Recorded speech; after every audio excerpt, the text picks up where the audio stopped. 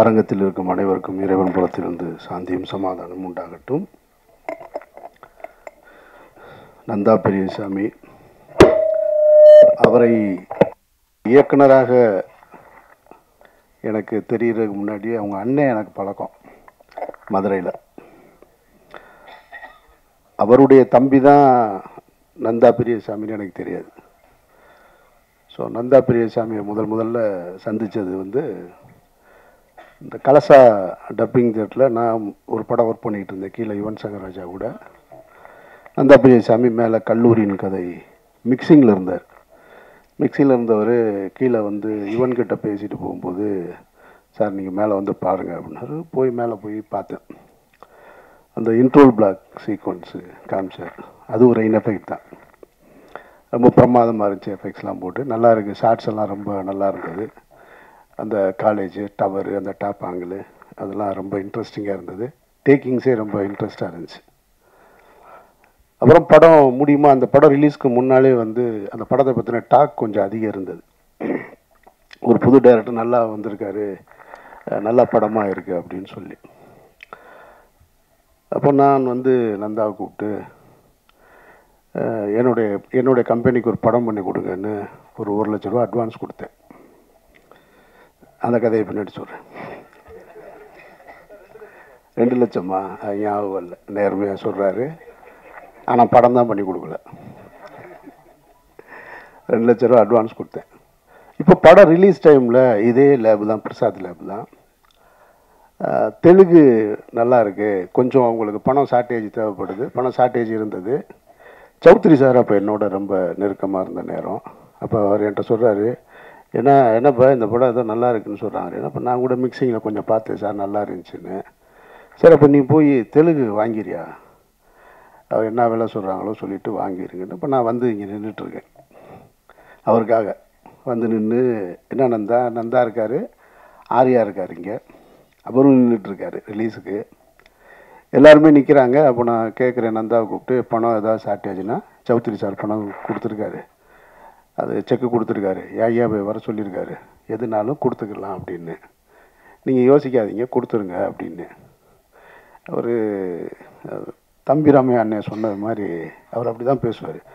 அப்படியா சார், சொல்லிடுங்க சார், நான் அது என்ன அவங்க ப்ரொடியூசர் பேசிகிட்டு இருக்காங்க சார், நான் பார்த்துக்கலாம் சார். என்ன நடிக்கிறானா இல்லை உண்மையாக? இப்போ வரைக்கும் அப்படி தான். இதே மீட்டரில் அந்த விரலை வேறு இப்படி வச்சுக்கிடுவார். அவர் இப்படி தான் பேசுவார்.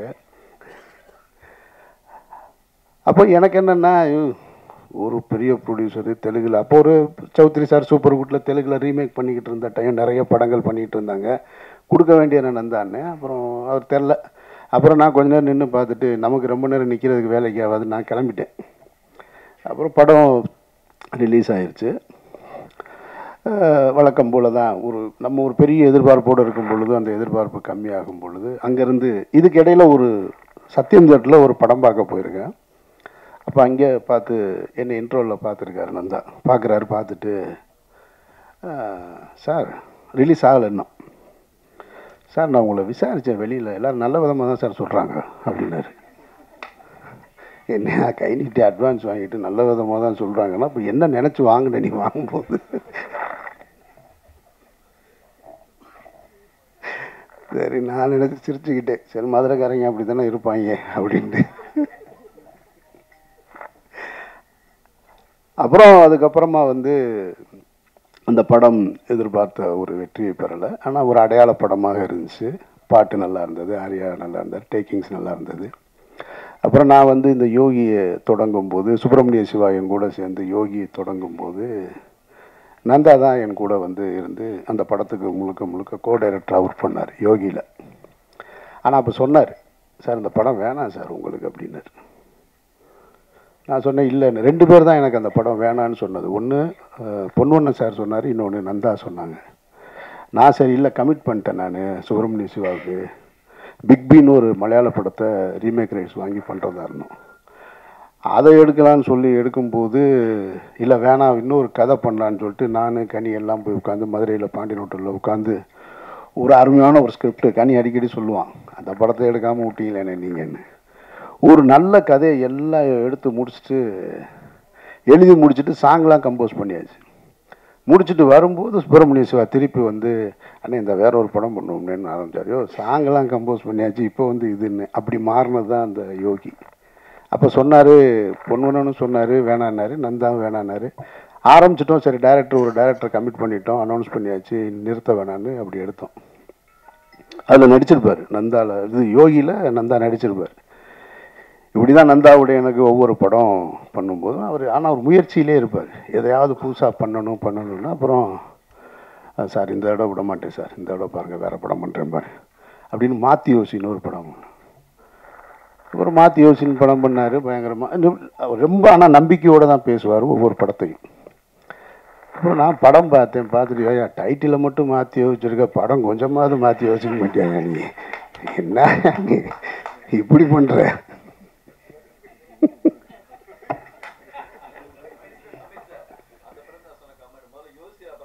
அப்புறம் யோசி அப்புறமா மாற்றலாம். சாரி சார் நெக்ஸ்ட் டைம் பாருங்க சார், நெக்ஸ்ட் டைம் அப்புறமா. அப்புறம் ஒரு முறை ஜிஆர்டி ஹோட்டலில் உட்காந்துருக்கேன், அங்கே ஒருத்தரோடு உட்காந்துருக்காரு. நான் சாப்பிட உட்காந்துருக்கேன், வேகமாக வந்துட்டார். வந்த உடனே யார் இருந்தானே, சார் இப்போ தான் ஒரு ப்ரொடியூசர் செட் பண்ணிக்கிட்டு இருக்கேன் அப்படின்னு. உனக்கு மட்டும் எப்படியா இருக்கிறாங்க கரெக்டாக.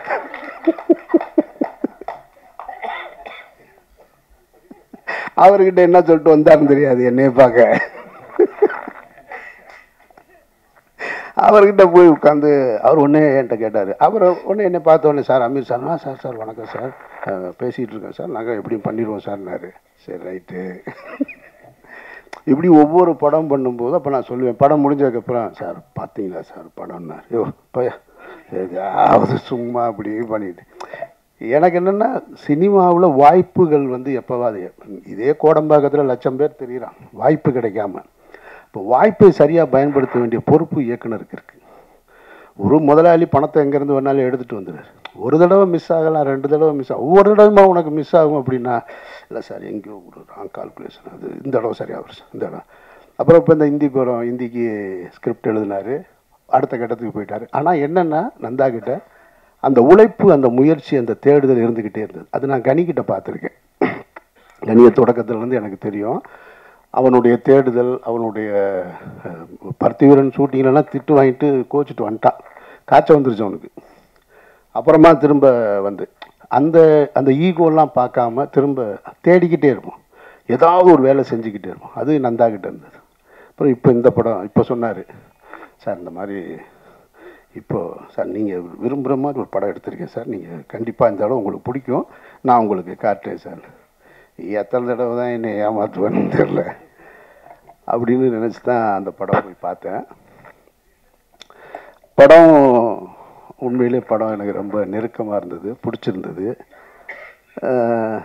இந்த படம் பார்த்துட்டு அழுதுன்னு சொன்னதில் பாதி உண்மை, பாதி வந்து கொஞ்சம் தூக்க கலக்கம் வேறு இருந்தது. அதனால் லேசாக கண்ணு கலங்கி இருந்துச்சு. அதில் நந்தாவோட புத்திசாலித்தனம் என்னென்னா, படம் பார்த்து வெளியே வரும்போது ஒருத்தர் வீடியோ எடுத்துக்கிட்டே இருக்கார் ரெடியா. ஆமாம், அப்படியே கண்ணு லேசாக அப்படியே கலங்கி வந்தோடனே, சார் அழுதுட்டீங்கல்ல.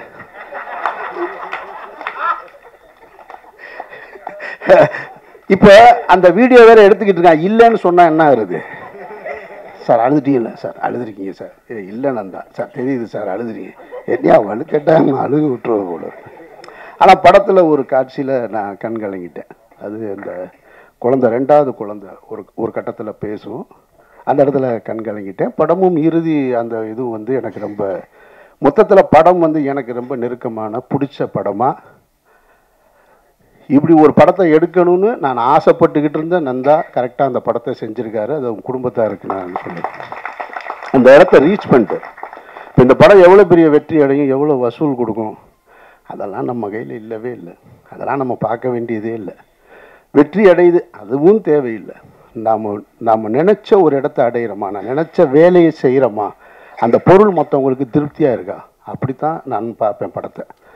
அந்த அளவுக்கு ஒரு தகுதியான படமாக இங்கே இதுக்கு முன்னாடி இயக்குனர்கள் பேசுனதெல்லாம் சொன்னால், விக்ரமன் சார் சொன்னது போல் வாழைக்கு பிறகு ரொம்ப மனதிற்கு நெருக்கமான படம் திருமாணிக்கம்னு சொன்னால் அது மிகையாக. லப்பர் பந்து பார்த்தா, லப்பர் பந்து கம்ப்ளீட் கமர்ஷியல், அது நான் ரொம்ப ரசித்து பார்த்த படம். ஆனால் மனசுக்கு ரொம்ப நெருக்கமாக இருந்தது வாழைக்கு பிறகு இந்த படத்தை தான் நான் பார்க்குறேன்.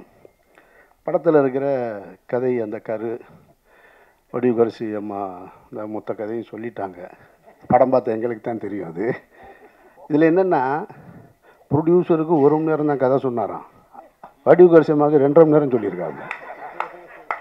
அவங்க சொல்கிறாங்கன்னா படம் பார்க்கலன்னு பார்க்காத படத்தை கதை இவ்வளோ சிறப்பாக சொல்கிறாங்கன்னா எப்படி அழுத்தியிருப்பார், அப்போ எப்படி ஒருத்தவங்களை கன்வின்ஸ் பண்ணியிருப்பார் பாரு.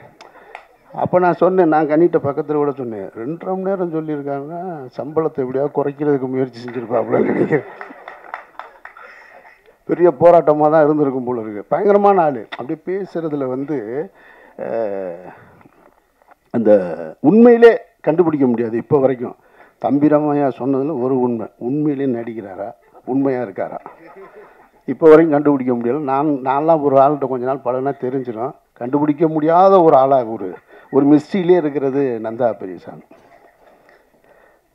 ஸோ அந்த படத்தோட கதை வந்து ரொம்ப சாதாரண விஷயந்தான். அறத்தோடு வாழ்கிறது, ஒரு மனிதன் நேர்மையாக வாழ்கிறதுன்றது. மனிதன்கிட்ட நேர்மையாக இருக்கணும். அந்த நேர்மை இன்றைக்கி போகக்கூடிய காலகட்ட சூழலில் வந்து கொஞ்சம் கொஞ்சமாக மாறி போய் புத்திசாலித்தனமாக வாழ்வது தான் வாழ்க்கையாக மாறிடுச்சு. ஒரு போலீஸ் குவார்ட்டர்ஸ்குள்ளே போய் ஒரு நேர்மையான போலீஸ்காரன் ஒத்தையால் வாழ்கிறது ரொம்ப கடினமானது. ஏன்னா அவன் பொண்டாட்டி சாவடிச்சிருவான். அந்த வீட்டுக்காரர் பார்த்தியா, அவர் டெய்லி வரும்போது 2 பை எடுத்துகிட்டு வர்றாரு. இந்த வீட்டுக்காரர் பார்த்தியா, இவரை பார்த்தியா, அவர் வந்து பைக் வாங்கியிருக்காரு, அவங்க மாமனார் கார் வாங்கி கொடுத்துருக்காரு. அப்போது ஒரு சமூகத்துக்குள்ளே தனியாக ஒருத்தர் நேர்மையாக வாழ்கிறது ரொம்ப கஷ்டம். இதை எல்லா வேதங்களும் சொல்லியிருக்கும், எல்லா மகான்களும் சொல்லியிருப்பாங்க. நான் எனக்கு தெரிஞ்சதை சொல்கிறேன்.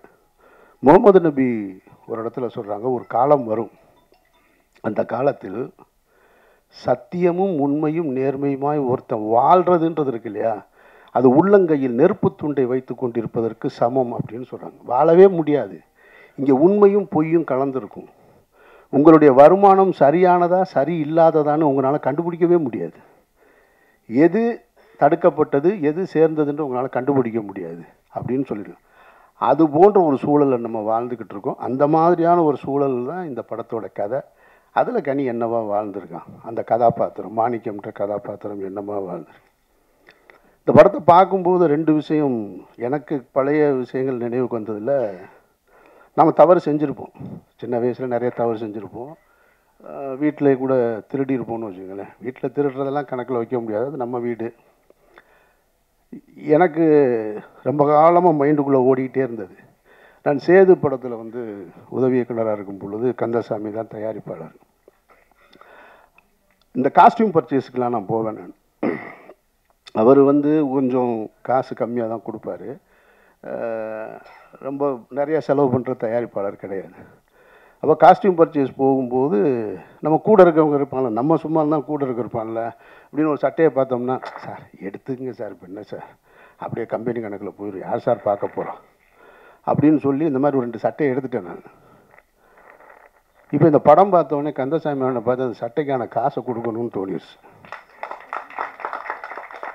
இது எப்படி கொடுக்காம போகிறது அப்படின்ற ஒரு இதை கொஞ்ச நாளாக மனசில் வச்சுருந்தேன், கொடுப்போம்னு. அப்புறம் இன்னொரு புத்தி ஒன்று சொல்லும்ல, இவர் சம்பளமே கொடுக்கல, இவர் அதனால் நான் கழிச்சுக்கலாம் அப்படின்னு நம்மளை நாமளே தேத்திக்கிடுவோம் இல்லையா.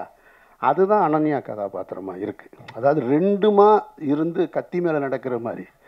இப்போ கந்தசாமி அவனை பார்த்து 2 சட்டை, இப்போல்லாம் 20 சட்டை 20 வேஷ்டி எடுத்து அவர் கையில் கொடுத்துட்டு மன்னிச்சிருங்கன்னு கேட்கணும் போல இருக்குது. அப்போ படம் பார்த்த உடனே அந்த தாக்கத்தை ஏற்படுத்துது.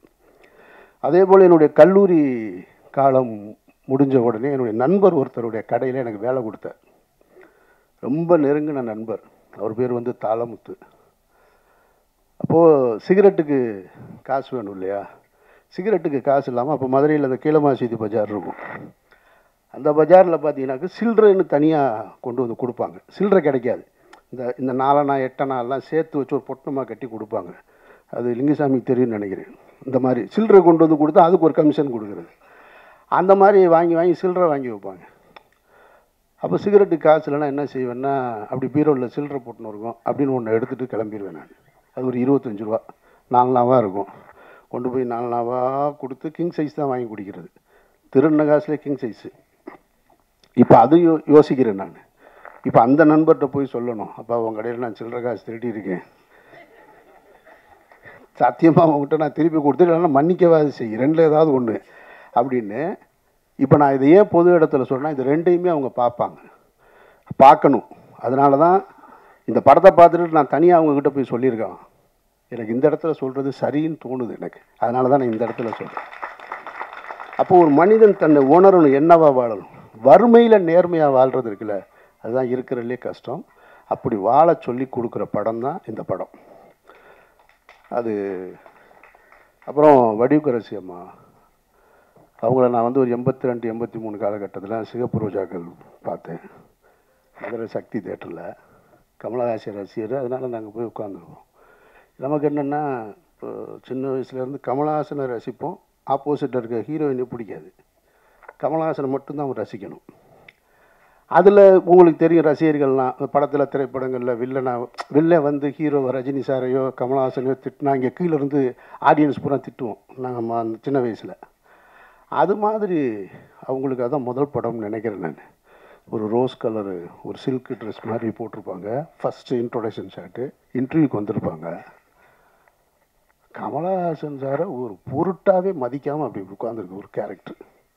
எனக்கு இப்படி பார்ப்போம், யார் இந்த பொம்பளை, என்ன தனாவட்டு தலைவர் முன்னாடி இப்படி உட்காந்துக்கிட்டு, அதில் சிகரெட்டு அப்படிம்பாரு அப்படின்னு அவர் சிகரெட்டுன்னு கேட்ட உடனே டக்குன்னு வாங்கிட்டு அப்படியே. அதுக்கப்புறம் பார்த்தா முதல் மரியாதையில் சிவாஜி சாரை அவ்வளவு அப்படி போகிற போக்குள்ள கையில் தள்ளுறது இருக்கு இல்லையா, அப்படி நடித்த ஒரே ஆர்டிஸ்ட் அவங்க தான். மிரண்டு போனேன் இந்த 2 படம், 2 ஆளுமைகளை. காலம் சினிமாவும் எவ்வளோ விசித்திரமானது பாருங்கள்.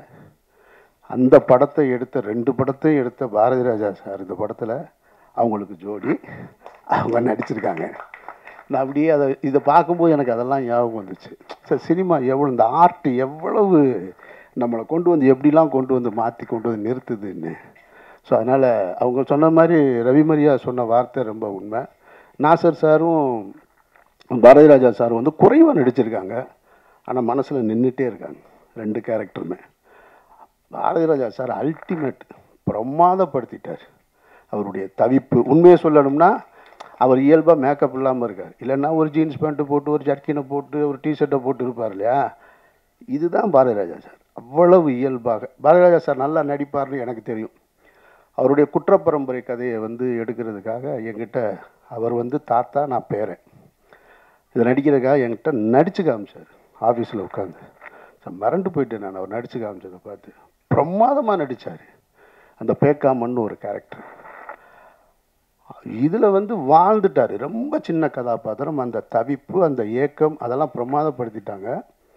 அப்புறம் அனன்யா, அதாவது அவங்க இப்போவும் வந்து ஒரு காலேஜ் போகிற ஒரு ஹீரோயின் மெட்டீரியலாக தான் இருக்காங்க, ஆனால் 2 குழந்தைக்கு அம்மாவாக ஒரு தவிப்போட அந்த பதட்டத்தோட எல்லா சீனுமே ரொம்ப சிறப்பாக இருந்தது, ரொம்ப நல்லா இருந்தது. ஸோ பாக்கி சின்ன சின்ன கேரக்டர் தம்பிராமே அண்ணன் அப்படின்னு வந்தாருன்னா உள்ளே வரும்போது இந்த ராஜாதி ராஜாவில் இன்ட்ரோடக்ஷனில் ரஜினி சார் வருவார்ல ஒரு கோட் சூட்டோட காரில், அந்த கேமரா மட்டும்தான் இல்லை, அதே மாதிரி கேமரா இருக்கிற இதுலேயும் இல்லையா பேகு அதே மாதிரியே வந்து இறங்கியிருக்காரு. லண்டன் ரிட்டனு யூகே ரிட்டனு, ஆமாம் யூகே ரிட்டன் ஏதோ ஒன்று சொல்கிறாரு. எல்லாருமே சிறப்பாக பண்ணியிருக்காங்க. படம் ரொம்ப நிறைவான ஒரு படமாக இருக்குது. படம் பார்க்கும்போது எனக்கு தோணுச்சு, இது நந்தா படம் மாதிரியே இல்லையே. ஷார்ட்ஸ் எல்லாம் ரொம்ப நல்லா இருக்குது. ஷார்ட்ஸ் எல்லாம் ரொம்ப டைட்டில் கவனிக்காமல் விட்டேன் நான், எப்படி கவனிக்காமல் விட்டேன்னு தெரில. ஷார்ட்ஸ் எல்லாம் அவ்வளோ அழகாக இருக்குது, ரொம்ப ஸ்டைலிஷாக இருக்குது, ரொம்ப டெப்த்தாக இருக்குன்னு. இப்போ தான் இங்கே வந்ததுக்கப்புறம் தான் இந்த இது கடைசியில் என் தம்பி சுகுமார் தான் கேமராமேன், பிரமாதப்பட்டு. நான் படம் பார்க்கும்போது நினைக்கிறேன் நான், இவ்வளவு நல்லா இருக்கு, இதெல்லாம் எடுக்க மாட்டாப்ல நம்மால் அப்படின்னு. பிரமாதப்படுத்திட்டான் சுகுமாரை எனக்கு வந்து பல வருஷமாக தெரியும் எனக்கு. ஸோ இப்படி எல்லாருமே நிறைவாக செஞ்சுருக்கிற படம். இந்த படத்தை பற்றி யாராவது உங்ககிட்ட இங்கே பேசினவங்க அதிகமாக பேசியிருந்தாங்கன்னா அதை நீங்கள் பெருசாக எடுத்துக்க. ஏன்னா நீங்கள் ஒரு கிரிட்டிக் பாயிண்ட் ஆஃப் வியூவில் படம் பார்ப்பீங்க. நீங்கள் பார்க்கும்போது சின்ன சின்ன ஃப்ளாஸ் இருக்கும் படத்தில், அது இருக்குது, அது எனக்கு தெரியும், உங்களுக்கு அது தெரியும், உங்கள் கண்ணுக்கு தெரியலாம். ஆனால் அதையெல்லாம் தாண்டி எனக்கு முன்னாடி இங்கே பேசின யாரோ சொன்னாங்க, நீங்கள் நினச்சா கூட அந்த படத்தை தப்பாக எழுத முடியாது. அதுக்கான ஒரு தரமான படமாக இருக்குது. நந்தா தனக்கான இடத்தை அடைஞ்சிட்டாருன்னு நான் நினைக்கிறேன் நான். மற்றபடி எதுவும் சொல்ல மறந்துட்டேனான்னு தெரியலை. சார் சொல்லும்போது ஒரு வார்த்தை சொன்னார், இந்த படம் தமிழ் சமூகத்திற்கு அவசியமான படம்னாரு. மனித சமூகத்திற்கு அவசியமான படம். எந்த சமூகமாக இருந்தாலும் நேர்மையாக உண்மையாக வாழணுன்றது அதுக்கான படம். படம் ரொம்ப நிறைவாக இருக்குது. வேறு கனி வந்து ஒன்று பருத்தி வீரனில் நடிச்சிருப்பான், உங்களுக்கு தெரியும், அந்த பஞ்சு மிட்டாய் சீனில். அதுக்கப்புறம் ஈசன் பார்த்தேன் நான். ஈசன்லலாம் அப்படி வர்றப்பான ஒரு போலீஸ்காரன் அந்த அப்படியே நின்றுக்கிட்டே இருப்பான். அவன்கிட்ட கேட்டேன், சசிட்ட, ஏன்டா அவன் நெஞ்சை நிமித்திக்கிட்டே நிற்கிறான், சும்மாவே நிற்கும், போலீஸ்காரனா நெஞ்சை நிமித்தணுமாடா அப்படின்னு. அப்படியே அப்புறம் நிறையா படம் பார்த்தேன். என்ன இவன் ஒரு மாதிரியாக போயிட்டே இருக்கானுன்னு. ரவிமரியா சார் சொன்னது மாதிரி இந்த கதாபாத்திரத்தை இவனை விட யாராலையும் சிறப்பாக நடிக்கவே முடியாது. ஒரு புள்ளி கூட படத்தில் எங்கேயுமே எந்த காட்சியிலையுமே எவ்வளோ பெரிய நடிகராக இருந்தாலும் அங்கங்கே கொஞ்சம் மிஸ் ஆகும். அவனுக்கு நடிப்பு வந்து அப்படியே சும்மா அப்படி போகிற போக்கில் பொறி சாப்பிட்ற மாதிரி ஆகிப்போச்சு. அவ்வளவு ஃபிட்டாக இருக்குது இந்த கேரக்டர். படத்தின் முதல் காட்சியிலேருந்து கடைசி வரைக்கும் ரொம்ப ஃபிட்டாக இருக்குது. கனியை தவிர இந்த கதாபாத்திரத்தை யார் செஞ்சுருந்தாலும் சரியாக வந்திருக்காது. கனி வந்து ஒரு தேர்ந்த நடிகனாக மாறிட்டான். வாழ்த்துக்கள் கனி. நிறையா பேர்த்துக்கு அப்பாவாக நடிச்சிருக்கேன்னா எனக்கும் அப்பாவா ஒரு படத்தில் நடிச்சுன்னா நல்லாயிருக்கும், அந்த ஆசையும் தெரிவிச்சுங்க. மற்ற எல்லாரையும் பற்றி சொல்லியாச்சுன்னு நினைக்கிறேன். படம் ரொம்ப சரியான நிறைவான படம், வேறு ஒன்றும் சொல்கிறதுக்கு இல்லை. இந்த திருமாணிக்கம் கரெக்டு தான். அது அந்த ஒரு டைட்டில் இருக்கு இல்லையா, அந்த திருன்ற டைட்டில், அது மரியாதைக்குரிய ஒரு சொல் இருக்கு இல்லையா, அது மரியாதைக்குரிய சொல் மரியாதைக்குரிய படத்தில் வந்து சேர்ந்துருக்கு. நந்தா, வாழ்த்துக்கள். இவ்வளோ நேரம் காத்திருந்த எல்லோருக்கும் உங்களுக்கு என்னுடைய நெஞ்சார்ந்த நன்றிகள். நன்றி.